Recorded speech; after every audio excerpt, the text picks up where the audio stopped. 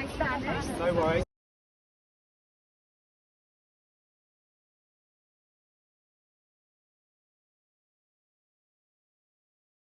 They may take our lives, but they'll never take our freedom!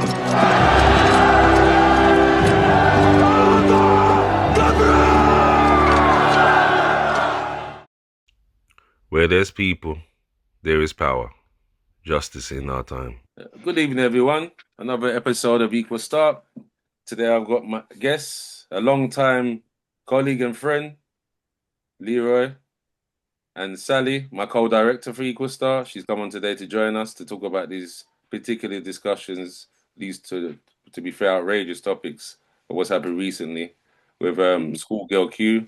The police officers have finally been arrested for something that happened 5 years ago. And the fella that attacked the young black fella in Hainault with his samurai sword, he's been arrested now and he's going to be serving 14 years. So what do you think about that, Leroy? To ask you first. Well, on both topics, coming at both of them at the same time, there's a multitude of negatives and arguments and debates, I think, that we need to put in there, because it's just a whole catastrophe of racial, like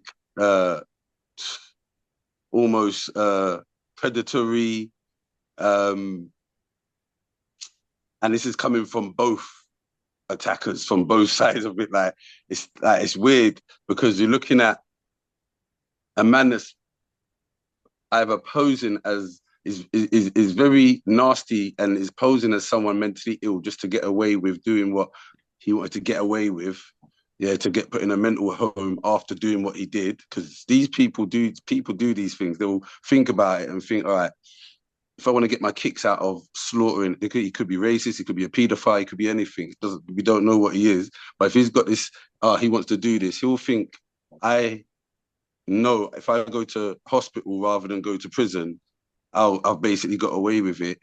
He's already attacking it from the beginning as a mentally ill person, when really he's someone perfectly knows what he's doing and just got his kicks out of what he's doing, and would be willing to be injected with strange drugs and be put in a mental hospital and then released earlier than he would be released from a normal person's perspective.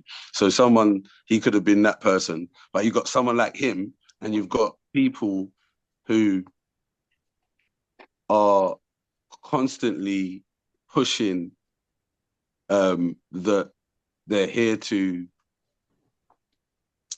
piece society together, support society, be a community with a society, and not cause harm, and serve and protect and all these things. They constantly push that, and they're constantly questioning, why do you hate us? And why does society do this and that? Why this and that? All this stuff, the negative things they say why about.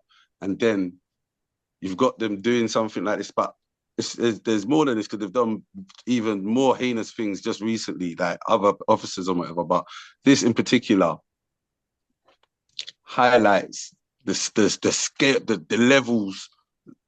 They're a gang. That's the police. They're intimidating. You're meant to answer to them, basically. From a child's perspective, you're going to be a bit intimidated anyway and scared. And you're meant to stop and pause, kind of thing.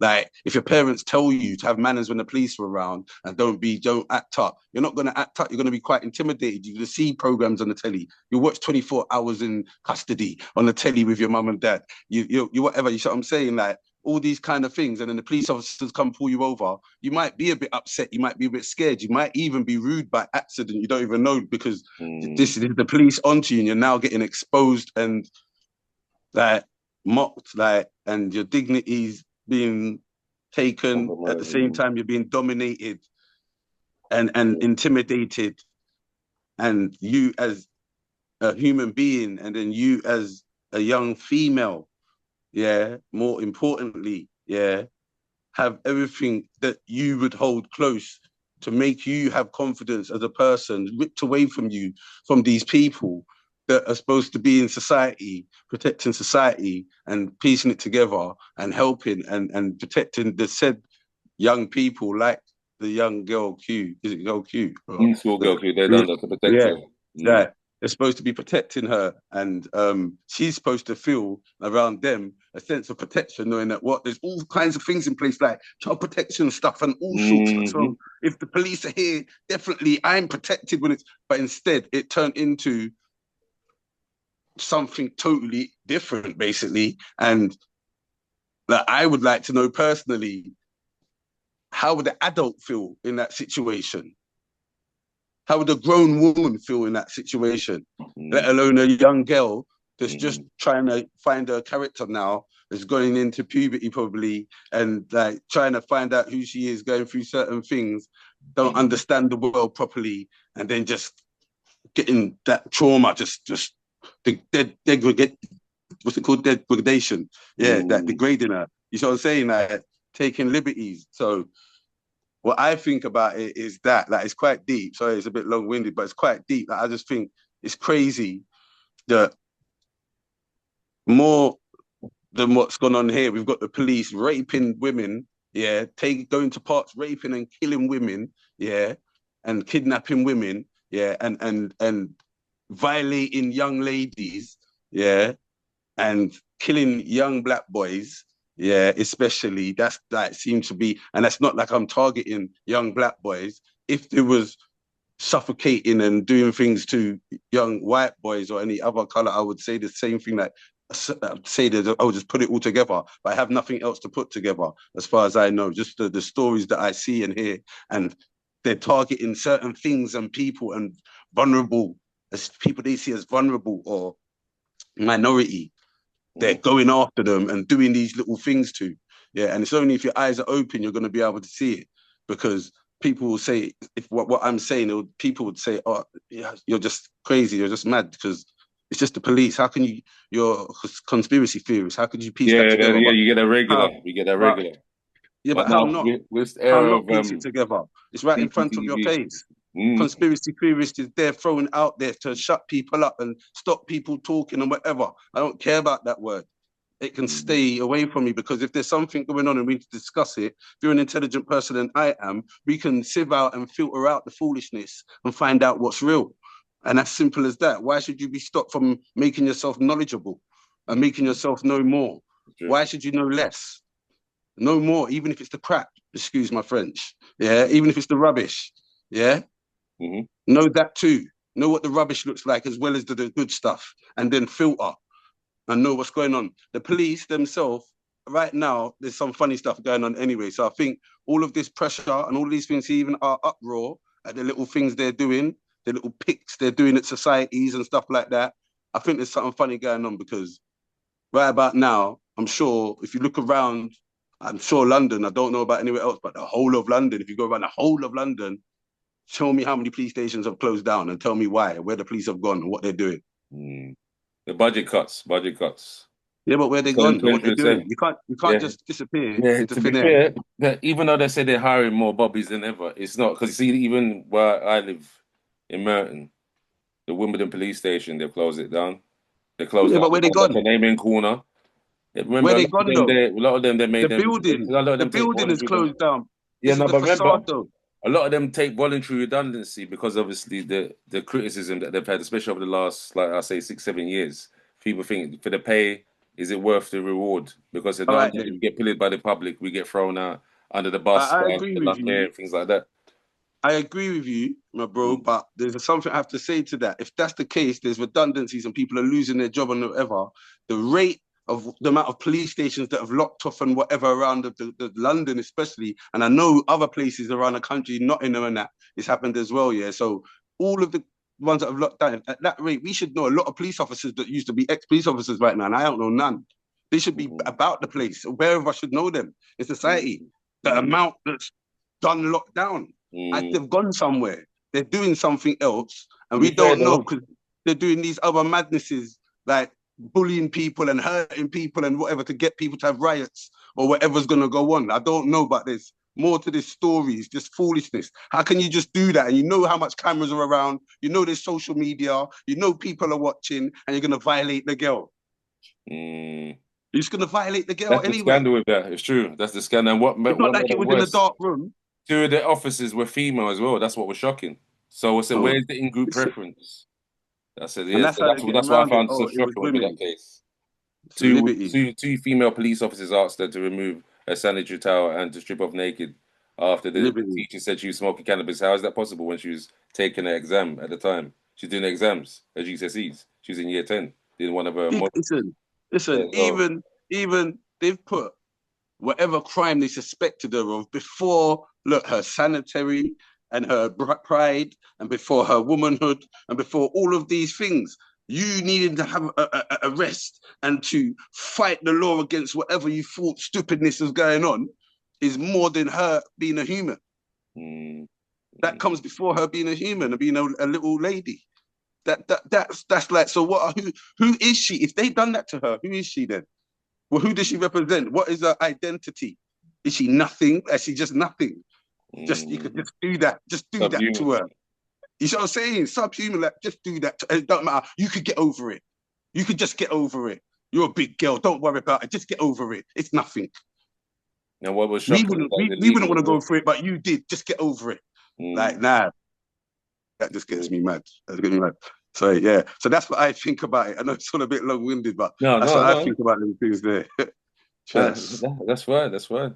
And Sally, what did you read into it? Did you see the email that I sent? Did you make yourself familiar with the case? I know a little bit, not as much as I would like to have, but I figured that not knowing might be good because it would help me to kind of contemplate what you're thinking, because I'm in a different position for lots of different reasons. I'm not in London. I'm not in the role that I used to be in, but Shaun, I really do believe, and Leroy, I really do believe that the systems are all broken. I think policing's broken. There's not enough supervision. There's not enough. There's definitely not enough accountability. I mean, I've got cases where one system in a child protection should be talking to another system and have completely broken down, and a child's right in the middle of that and not having, and this is safeguarding, and these things that you're talking about. I know that we can talk about things like racism, is like systematic within all of the different agencies, but even just setting that outside, it's broken for everybody that I work with. For everybody, for children, for it doesn't matter what background you're from. In terms, I'm not, I don't feel able to comment really on the racism side. I don't like what I see. I don't like what I see, but I'm not. I've only experienced this once myself, so it's hard for me to be talking about that. But what I do know is, I know once is enough. I know, but it's nothing in comparison to what I know others have experienced. I mean, but the narrative from the media, for example, the narrative from the media, anybody that's not hundreds of years established family in the UK, this leadership narrative is saying nobody's welcome. Everybody is a problem. And they focus it on, immigration, and they focus it on asylum seekers, and they focus it on that. But everybody that's not here and is not hundreds of generations of living here, is a potential risk, and that's political. And then you've got systems that they're withdrawing funding from. They're isolating frontline services from people that need it. So trying to get hold of GP services, children's services, the police, the list is endless. Education needs. Creating something. There is a void between. There's this massive void that you just cannot connect effectively. And when I read these cases and looked at these cases, and I've been listening to you now, Leroy, I'm thinking there's like these loaded layers of it's not working, and then you get people who are not managed properly. These police officers clearly were not managed properly. They've not been trained properly, educated properly, right. and what I'm seeing, unfortunately, these professionals got no backup. They don't know what they're doing half the time. I had a run-in with a policeman myself 3 days ago as a professional, and I've never experienced the attitude that I had of this police woman before in 30 years of career. never experienced it. And I had this dreadful attitude, and she put the phone down on me. And I thought, on earth, she put the phone down on me. Child No, protection but came. in Put a the way, phone it down was on me. good. It was good. I'm sorry that you experienced that, but it No, was it's good that okay. you experienced that, because beforehand, your mind still would have been a bit more, nah. You see what I'm saying? You needed to hear that.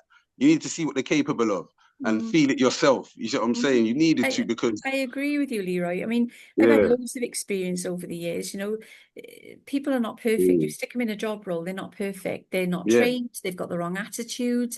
yeah, People who go after power jobs need power often. I've trained as a therapist. They're chasing, you know, people who want power, control, want leadership will go for jobs like that, but often are poorly equipped to manage them. You know, they can't. mm, She couldn't manage me. I'm 30 plus years as a professional working with children's services, police, loads of community agencies.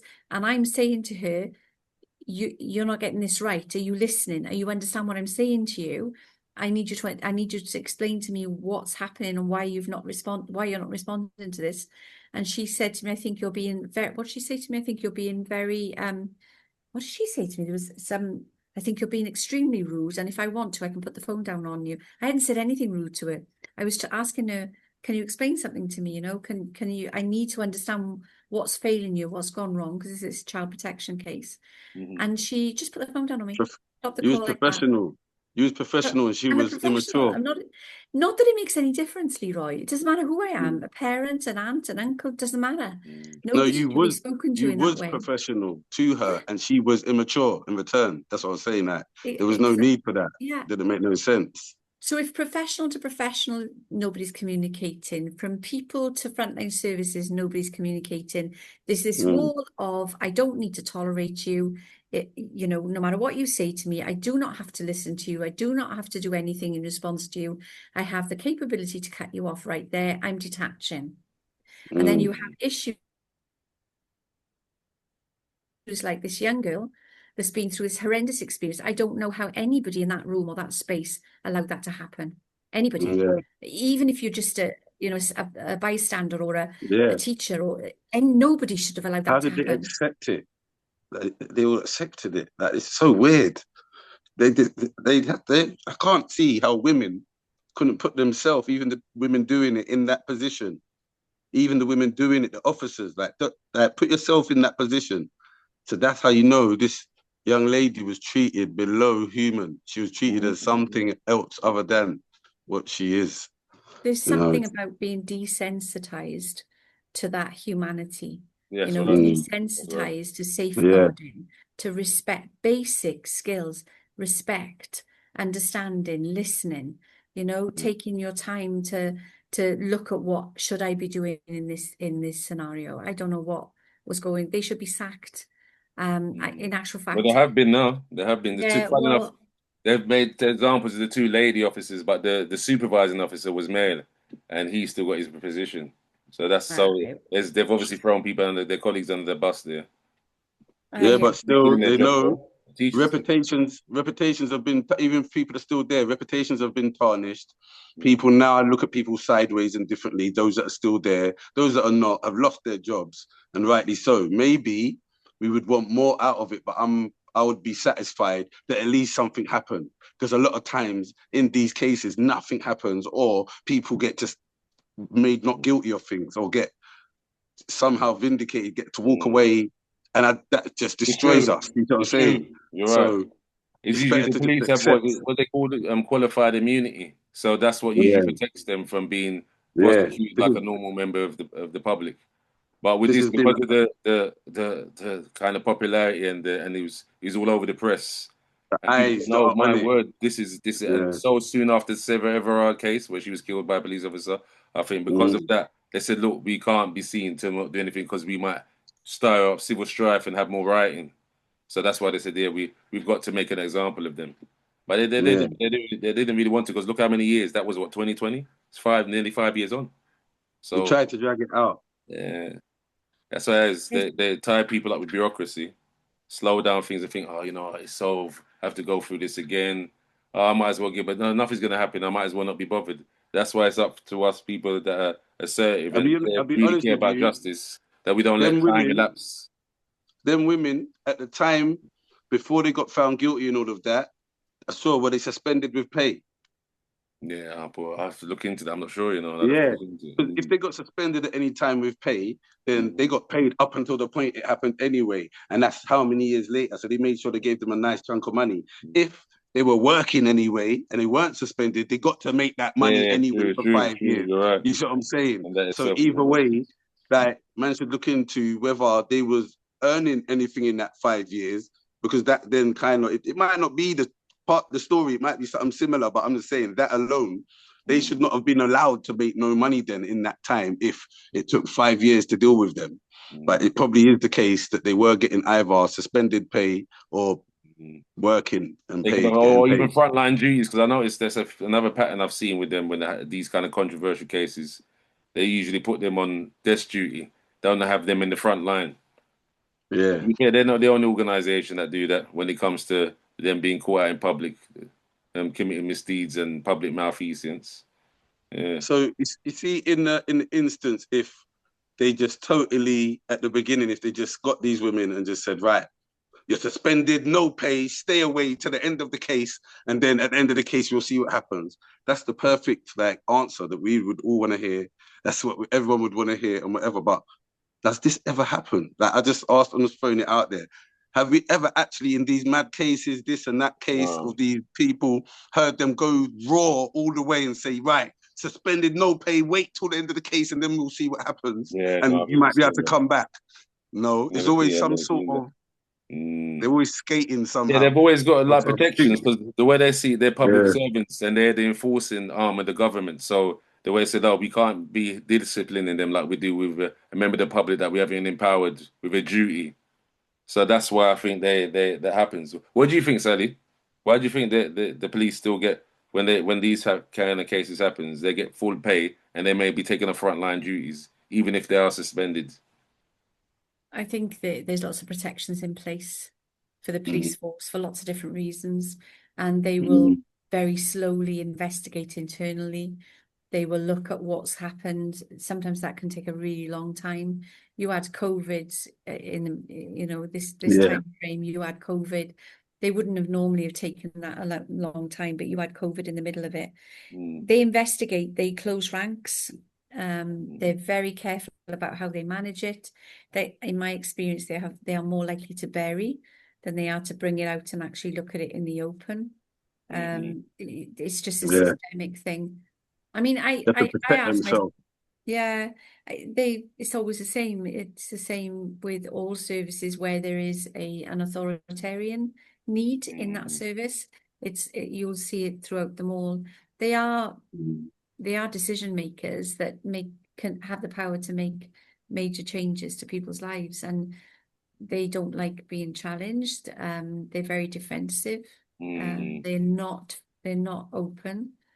I mean, I don't work inside the police, but I've worked with them. I don't work inside social services, but I delivered services for them.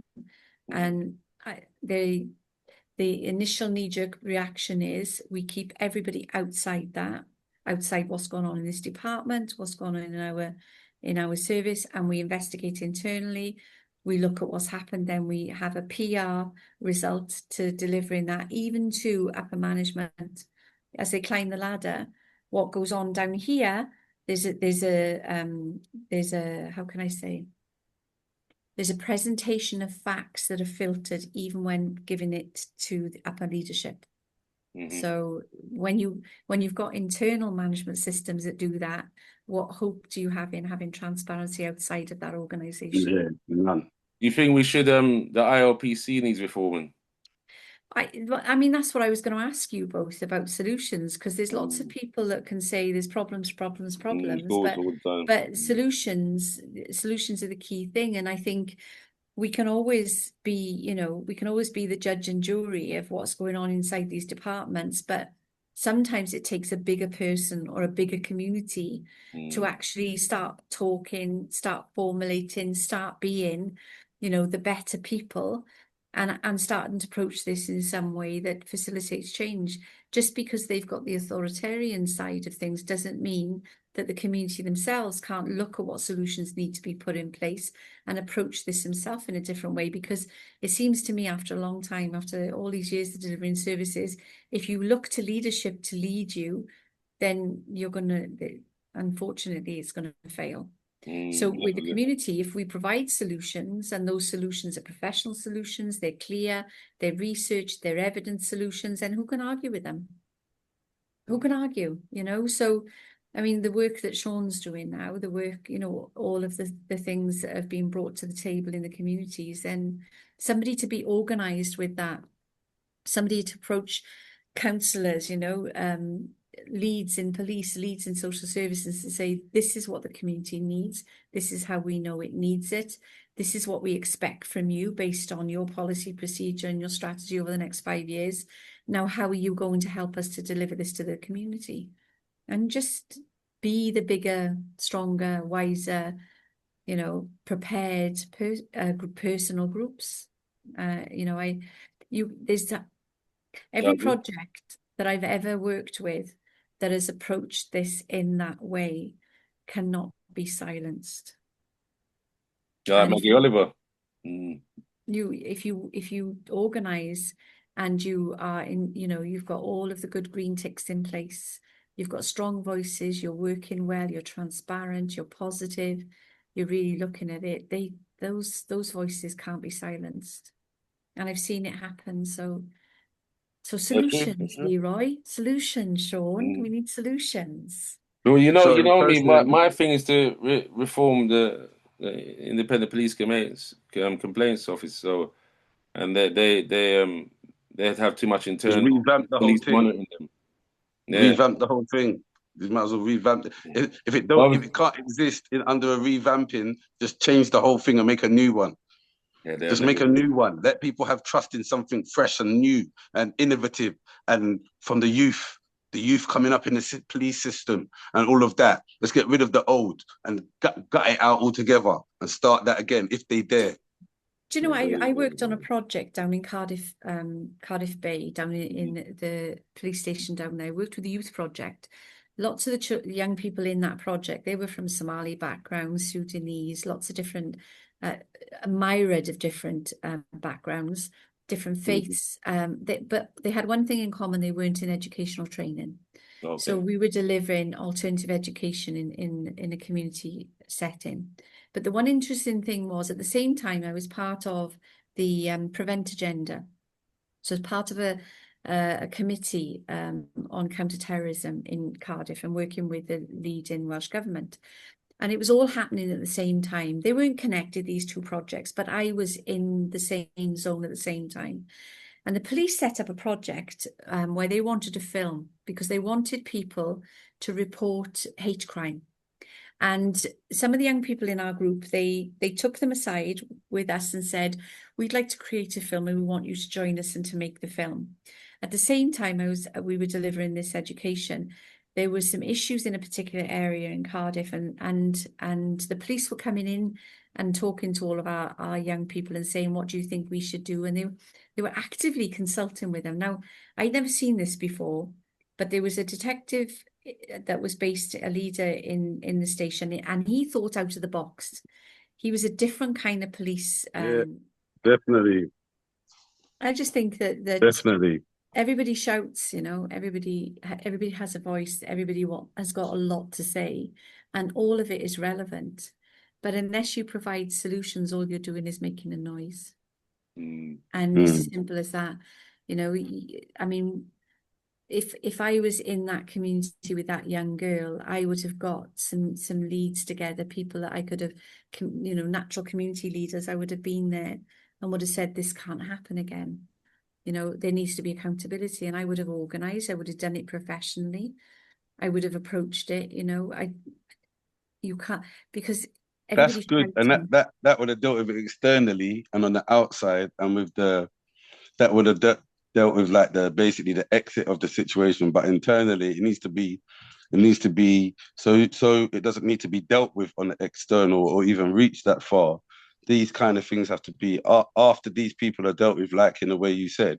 It then has to be dealt with internally in the core.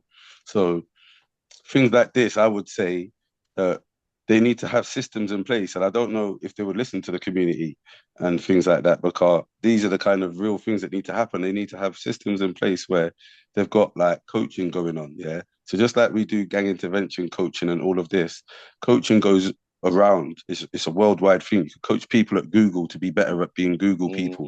You see what I'm saying? Like, so you could go to the police station and use the same kind of tactics and methods based on all of their rules and what they have to do and their regulations, coach them to be the best versions of themselves that they can be, and also have in place that coaching takes place every so often. Have it as a thing, like within their thing now, within the police force. Like it's something that the public knows in the police force. You can't be a police officer when we know you've been getting trained at least every 6 months to be a good person and not be corrupt, to be anti-corruption training, like community training, like like values training, all these kind of things, like coach them in certain things. And to some officers, yeah, it might be annoying, it might get on their nerves, but if you make these, it don't matter though. But if you make these things like they're mandatory, it puts a spotlight on, we've got an issue with these things too. So as police officers themselves, they will know when going out.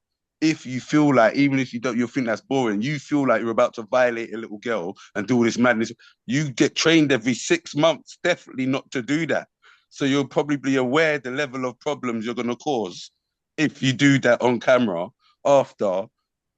You see what I'm trying to say? Then, yeah, of course. so even if it's in place, it's just not. It's not a deterrent. It's also something that people could probably genuinely take in, because coaching is a real thing. Coaching is a real thing that you're reminding people how to do their job. You're reminding people of how to execute what they're about to do. It don't have to be their job. It could be tying up the shoelaces. You're reminding them how to do it to the best of their ability, and you're going to ask them how they think they're going to do that. You see what I'm saying? And they're going to work out how to do that out of their own words, but you're going to coach them all the way. You see what I'm saying? And them young ladies, officers that were doing that to that, or whether they're young or not, they were doing that to that little girl. Definitely, they did need some type of coaching. They definitely needed some type of support system as female officers, or education as female officers. That's obviously not mandatory, and it's not out there. It's obviously just in your head as a woman, as a police officer, you should know certain things, which is not good enough. There's obviously things that should be put in place to remind female officers, yeah, of their standard as a lady and the ladies that we deal with out in the public, not just when you get a domestic violence case, then you turn into that woman and you're all caring and you're all this and that. Yeah, that's the key one, right? You turn up at the house and you hate the man and you're onto this woman and you love her, she's like your sister now, and all that. That's the only time. And you see, even that, the way I just said that, it's probably disgraceful that I can say it in that jovial way, knowing that they're just taking the mick when they're doing it. They don't even really care. They don't even part of that care. is the political narrative, though, Leroy. Because at the moment, they should be coached. They should be coached against women and girls. Yeah, well, they should be coached. And even the males, like, it's not just women, like males and females coached in this female stuff, all of that, coached in being a police officer, how to handle themselves, how to carry themselves, remind them of the stringent penalties for not, like remind them. And if you've got a new batch of officers coming through, young officers, all the time, you need to sew that in ASAP. If you're going to do that coaching, you need to sew it in and get it into the core and let that be out there to the point where it's just standard. It's not like, oh, we have to do that. It's like, oh, that's been part of being a police officer. That's been part of it. So they don't see it as a taxing living clean, being a clean police officer, whatever. It's just thrown in there. With part of the other training that they've got thrown in there and everything else that they do. But as a young officer, if you're growing up into that clean education is there too. You know what I'm saying? It's evident. Yeah, you say that though, Leroy. What I've noticed, you get different strands. You get one that are empathetic. How can I say more? Say left wing, and then you get ones that are more robust and say, listen, that's not how you deal with criminals. You got to be tough. You got to make an example of them so they don't think to even do that again. So you always got those types of people in the force, now, regardless of how much you train them. To be honest, and it will take and the force like them kind of people. That's the problem. They do, because that's the they like them. Yeah, but them type of people are the main ones that need coaching, because as much as that's your tactic, you're the one that's causing ripples. You're causing waves. Because if you're good at your job, you don't need to be aggressive. If you're good at your job, you don't need to be rough. You don't need to be belligerent. You don't need to be none of them things. You need to be a detective. You need to be smart. You need to be savvy. You don't need to be these other things. It's possible that a man in a violent situation, yeah, can get aggressive and end, his life can end, and an intelligent, savvy man will walk away. Yeah, of course. Yeah. You know that. You know what I'm trying to say? So at the same time, they're saying you have to be this to get criminals. That's a lie. And that's almost an excuse just to act like a hooligan. Yeah, of course. You know what I'm trying to say? You saw it. To act like a hooligan. What was that one? Did you see, Sally? There was where they were Asian and they were Muslim during the riots last year. And I think, to be fair, one of them broke the female police officer's nose. So they knocked him to the ground now. But when he was semi-conscious, one of the police officers kicked him and then tried to stamp on his head while he was on the floor. So there was a big uproar. Was that when they were sitting down with their mum or something and the police came in and grabbed them up? But to be fair, though, he broke the female police officer's nose for no proper cause. So the police officer, wait a minute, you've attacked one of our own, and then he went over the top. But what I didn't like, they only released, like, say, the left-wing media only released the part when the fella was had his head stamped on, but didn't show what he'd done beforehand or afterwards. So in the meantime, the public was like, "Oh, look at that police brutality! He's wicked! What? Yeah. Kick it and stamp on that was planned. Someone that's prostrate. That was planned to trigger people's emotions in a certain way. Of course, it's planned. But that's what divides. It's polarizing. It's polarizing. They like to control the sheep. They want to do the puppet string thing quick, so they do the puppet strings, and it's so in your face and it's so reactory. You have to react to it, like kind of thing. Like they made sure in it, like it's disgusting what you see in it.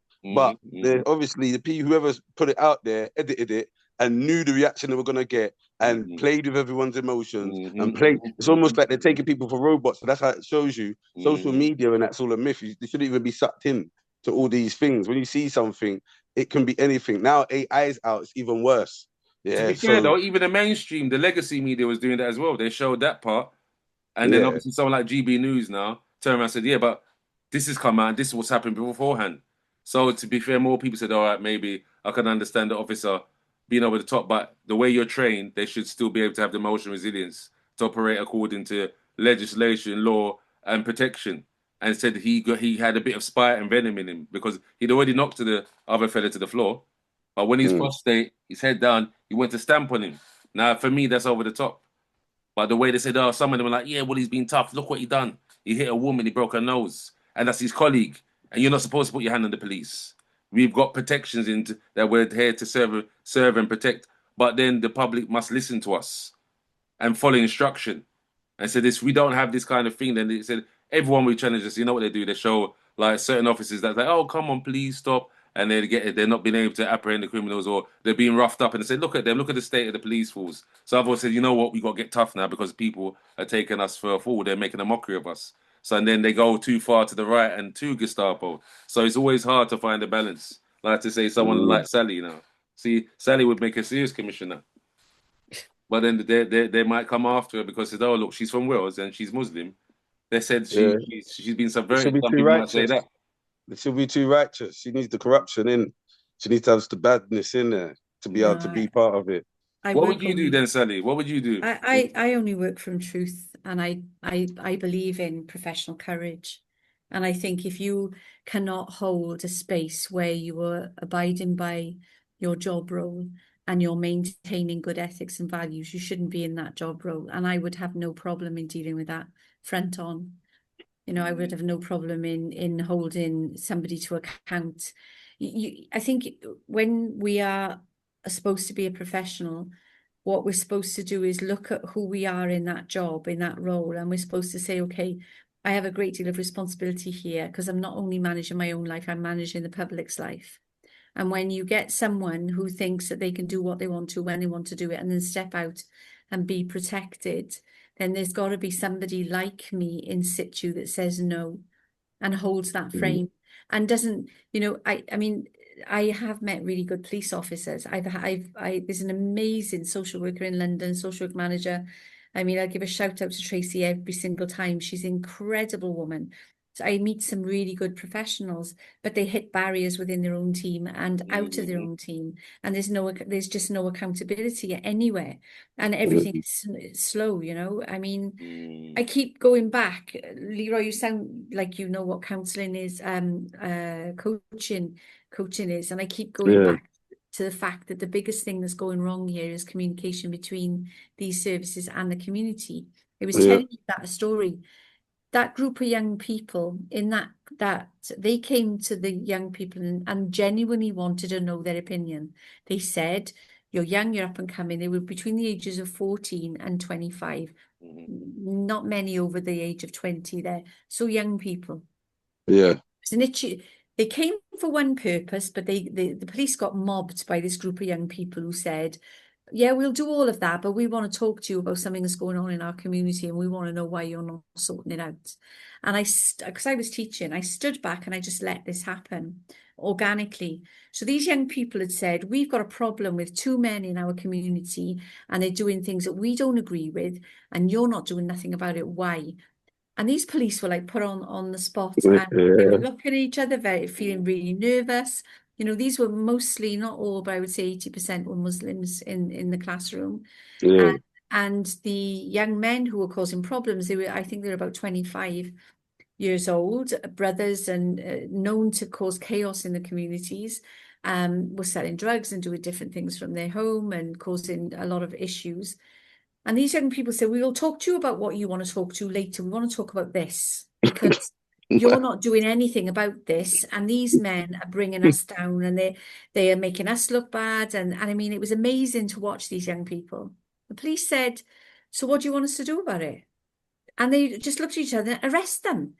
You sure we want you, that's what you want? You want us to come into the community and you want us to arrest them?" "Yes." "How would you do that?" So the police said, "How would you like that to look like? How would you like us to do that? Bring your wagons in, get to their house, get them out, then arrest them. We all know they're doing crimes. You keep coming back and forth, you keep soft touching, just get them out of our community." A week later, they came back to the classroom and they said to the young people, "We just wanted some feedback. Did you hear what happened?" I hadn't heard what happened. They're all raging. Yeah, we saw it. "How do you think we dealt with it? Do you think that we dealt with it well?" Because what happened was they'd been watching these guys for quite some time. They ended up sending in, I think it was about 4 wagons, 2 police cars, and they weren't taking any prisoners, so to speak. There was a lot of noise. They went ripped right the way through the community. They dragged them out. They took them down. They're in prison now. How do you think we dealt with that? Was it too noisy? They were saying, "No, you should have done it ages ago." I sat back in a chair, being a professional, working with the police and lots of different diverse communities, thinking, wow, the police needed permission to take those steps. They listened to the young people and they did it. They did it. They went in there strong, powerful. They went noise. They took them out. They were arrested. They later ended up in prison doing time for a range of crimes. But they were causing chaos. And I've never forgotten that, because one of the police officers pulled me aside after this, and he said, "We are always worried about how we're going to upset the community if we do that." There you go. And a group of teenagers gave them permission to do their job. And I remember thinking something's good about this, but something's also crazy about it.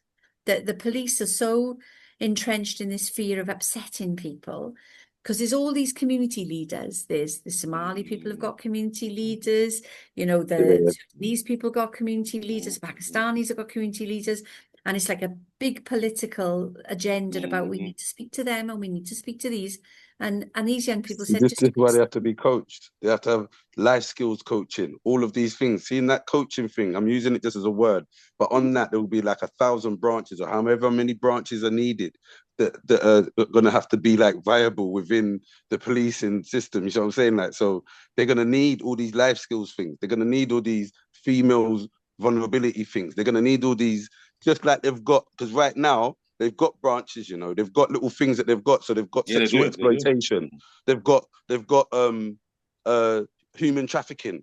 They've got little things that they've got, and they're like little antennas Safeguarding, on them. domestic They're like abuse. little antennas. And when them things spike up, they're on it, and they're proper professional. They're with it, and they know the steps and everything. So, but they've picked the things. They've got only a few little percentage around the clock of them things. They need to have now other things which they're coached in, and that's mainly, look, life skills is a big one. It's like most police officers are robots. They need life skills. They need to show the community they're human.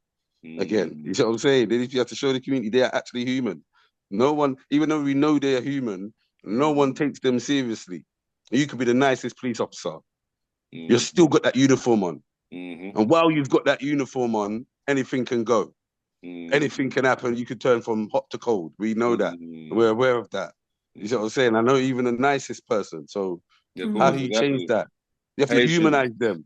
You have to humanize them, but only way to do that is to be actively knowing from a young, like these older ones and that, it's not going to change nothing. It's from the youngers now. They need to implant some sort of coaching that eradicates all the issues that the police has got and counters them. To counter each issue, we can see each issue. So you just need to mark them down. That issue's that's going on. They're doing this. They're not looking at that. They're not acting like this. You put that in a big list, and then you just feed it the alternative or the opposite to the kids coming through in their academies and their cadets and all of these things, and then make sure it's then repeated every so often, like a course they know they have to do as a police officer every 6 months to implant it into them throughout their career. But even then, you'd only reduce it. You never eradicate. It's a human flaw. And things will change though a little bit. They'll definitely change. Stop things, but you never eradicate it with humans. If you're implanting something positive in that way, because obviously Sally said, "What can you do to change anything?" You know what I'm saying? But that is the kind of thing that I would do, because it has to get to the core. And it's good, like I said, it's good to catch from the other end, put things in place, tell the ladies you shouldn't do it again, this can't happen again, whatever. That's, the tail end. But in the core of it, it must stop these behaviors and these things and these mistakes and these deaths and these violations. Like, it just all needs to stop. So you have to look at each thing, mark it down, put them in place for the coming generations, and until it's marked in for the coming generations, things won't change. Asking if things will change won't change, especially if we're looking at the people the same age and around our ages and all of that. Where you can't look at them, they're finished now, basically. From these things have happened, they're finished, they're old news, isn't it? They're already doing what they're doing, whatever. And when the young ones come through and they do what they're doing and they have changed things, the olders that are around at that time, if they don't get on, they're going to fall off. Simple as that. And the youth will just come through anyway. You see what I'm saying? Of course they do. But remember, every generation, you have people that are, more right-wing and more liberal. So, you see, for instance, I went to a kind of business show. Was it? No, 2 years ago. And a young fellow, I was totally shocked. He was like 19. He asked me, what would you do to change the world if you had the power? I said, I'd end world poverty. He said, that's a noble thing, but why would you do that? I couldn't believe it. This is African fella, and he'd only been in the UK 3 years, he told me. Why? And he turned and said, that's a bit thing, because he said, how old are you? I said, 42. So he said, why would you do that, though? You know the problems that you create with doing that. I said, why? What problems? He said, people won't have the same work ethic. They'll be too privileged. This is a young teenager. I said, that's a bit odd, because when I was your age, I weren't like that. But he said, yeah, so even though you'd think the younger person will come in, have a more idealistic view of the world, more liberal, it doesn't always go like that. It does depend the culture, how they're raised, their own ideology within what they identify with and what they value. He was telling me that will cause more problems than it solves. That's what he's telling me. And that people lose the ability to work and innovate and be progressive, make them basically lazy. That's what he was saying. So that's a teenager. That is bad what he said. That is bad. There you go. That is bad. Who can't just assume youth will change things and it won't. Someone got into his brain, or he's maybe has something wrong. But the thing is, he's not even been there that long. Because when I asked him, because I thought maybe he's someone that kind of like a blue blood, black middle class, not used to certain things, told that you're superior and you're gonna do this. He said no. He said the man said he come from Rwanda. And said only a year, 18 months before, he said his English wasn't very good. But he was at the Black Business Show talking like that. Have you still got contact with him? No. Because what happened? I had to write on a board because they let everyone that attended the show. What would you do to change the world? So he was totally shocked. I don't think because of my age and profile, I don't think he thought I was gonna say yeah, and he thought I was gonna say maybe give me because a lot of people say no, I'll be a millionaire and things like that. I never put that. I said end world poverty. He's gonna get the shock of his life when Africa does what it's about to do. He's gonna have the There shock you of his go. life. There you If he go. feels what he feels and he's saying what he's saying, his mental health is going to decline further than it obviously already is at this moment when he's talking that kind of rubbish. Yeah. There you go. Because Africa is about to shine like it's never shone before. Yeah. We will see no more aid adverts with the fly on the baby's face. Yeah. We will see no more of it. Yeah. We'll possibly see a European version with the frozen snot coming from the European baby. you might see that for real. You might. You That's don't what they're trying know. to say. It's happening now, isn't it? With the immigration and everything. Listen, there's a lot happening, and if you open your eyes, you can see it. But anyone that's got anything detrimental to say about Africa, it's almost like a joke. You know, like one of the funniest jokes. I like certain stand-up comedians, and they make me laugh. But them jokes there, when someone says something about Africa right now, my brother, my whole African ancestors are laughing with me. You understand? When someone says something, you understand? Like we've always asked for repatriation, we've always asked for all these kind of things in life. Listen, we just needed to withhold what is already ours. We needed to stand on our ground and then speak up to the world. That's all we needed to do. Now everything is beautiful, my brother and my sister. Yeah, everything is beautiful. Yeah, I swear it excites me just talking about Africa, just the smallest amount. It excites me because we're going to see a change. I hope it's in my lifetime. I see the actual change. I may not, I may, but I hope it is. Well, yeah, no, I Sally hope can it see is. because Sally's more traveled. Sally, when you went to Sudan, you said you're thinking about retiring is there, isn't it? I would like to. I'd like to go somewhere in Africa. It's my preference. Listen, what Dubai looks like is nothing. Yeah, No, Dubai is foolishness. Yeah, what Africa is about to do is going to make Dubai look like the lost lands. You understand? Africa is going to shine 50 billion times more than Dubai ever shined. But Dubai is beautiful. I'm not disrespecting Dubai, isn't it? Like it is what it is over there. But I'm just putting it into perspective, into context. Yeah, it's the culture for me, Leroy. It's not about going looking for wealth or money or development, or it's not about that for me. It's the culture. It's the people. Yeah, we've got that. We've got that with it. Like all right. The reason why I say it's not the wealth and that is because when I look at like ancient Egypt and things like that, when I look back at things like that, that's what I want to see again. That's what I want to see. I want to see our people in opulence. And even if I'm not there, I want to see them living in it because it's theirs. And that's what you deserve. And the world that have degraded you for years, hundreds of years, and put you underneath their shoe will now look at you and respect you. And that gives me so much pride to know that they can have that again. So it's not really about, I hear what you're saying and I'm with you on it, but I do want to see it. I do want to see them with what they deserve. Well, we're no longer seen as victims. You're right. We do need that because obviously, if you don't, they'll always say, "Oh, look, they got their hand out begging for charity again and things like that." So, of course, even though our we've got the people most in resources, opulence. yeah, of course, in opulence.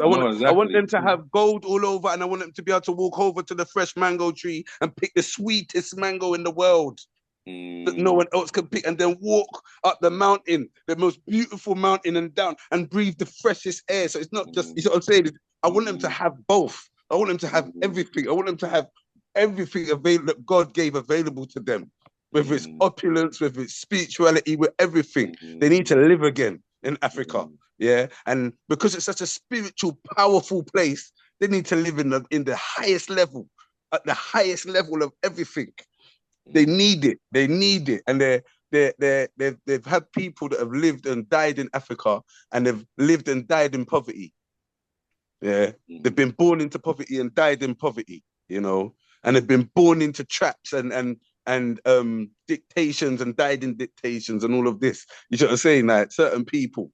You know what I'm saying? So it's like the freedom. People need their freedom. They need their opulence, yeah, especially. Definitely.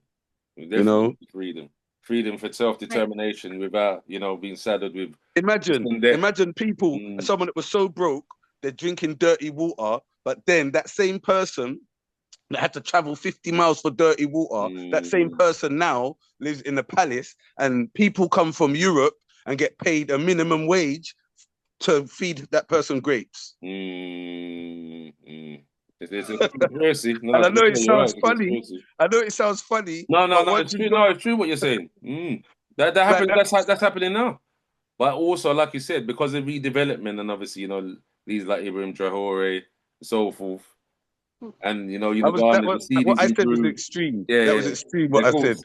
Yeah, but But I there's was just there's putting it out improvements there, the there. levels, didn't it? Like I've seen, was it Tanzania? They've got high tech cities, like especially infrastructure that's better than England. I was shocked because that's not what they show in the news and all that. So yeah. Now to be fair, it's coming. South Africa is totally transformed. I went Morocco the other day. I said, my word, is some of the facilities out there and the amount of development and construction going on and improving infrastructure. listen, So, yeah, what you'd be about the other surprised. You'd be side of it? surprised. They just don't show that. They don't advertise that But on but, but TV. what about the other side of the coin? What's happening in Europe?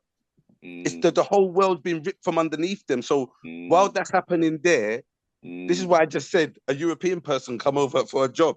There's going to be people fleeing Europe for work because they ain't going to have no more. They ain't going to have nothing. They're going to have certain things that will run out eventually. But a lot of what they use for their opulence and for their lifestyles and to make their country powerful and their money powerful and their economy, it's going to be taken away. A lot of it. And then France, look, in particular, their fingers are in so many countries and their fingers are just going to be dragged out. So whatever they were living off and whatever they were doing is going to be taken away and they have to live without it. Yes, to be fair, Mali and Burkina Faso, they've nationalized some of the gold mines they had control of. So that's already happening. Listen, they were getting, I think, and don't quote me on this, but this is near to it. I think France were taking 19, this is in context, and they got their fingers in other countries. 19 billion, they were taking $19 billion worth of gold from Burkina Faso a year. Yeah. Which is supposed to be a poverty country. They were giving them 1 billion a year. That's why they were the way they were. And the 1 billion ain't gonna go to them either because there's certain people corrupted and they're taking most of that money to that 1 billion. So that's where we self-flagellate. We don't look after ourselves properly, you see. Someone's got to stand up in proper leadership. So just Burkina Faso, they got more than gold.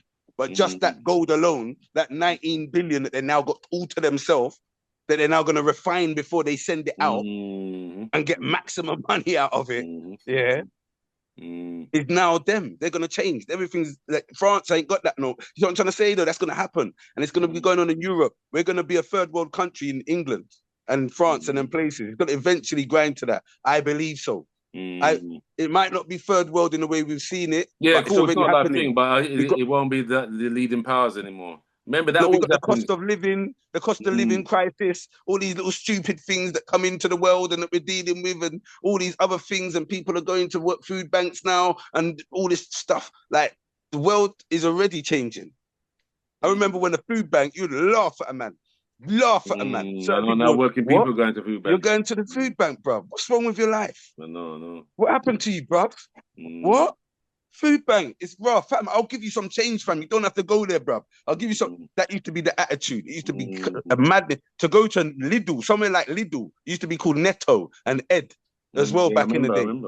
Yeah, man couldn't be caught getting them 9p beans. Are you mad? Man would laugh me down to the ground, blood. You better be going to get the 40p beans from the shop, bruv. Or the £1 beans. You get me? So now look how times have changed. Everyone's at the community hall. 2 paychecks getting the food bank. I reckon. What do you mean? There's people that are going doing 9 to 5s that are at the food bank. Yeah, I know. But two paychecks for being homeless. That's how bad it is. No disposable income, hardly any savings, living on credit debt. That's what we've been doing. Kicking the can down the road. And that's the end of this episode today, folks. Signing off. Where there's people, there is power. Justice in our time.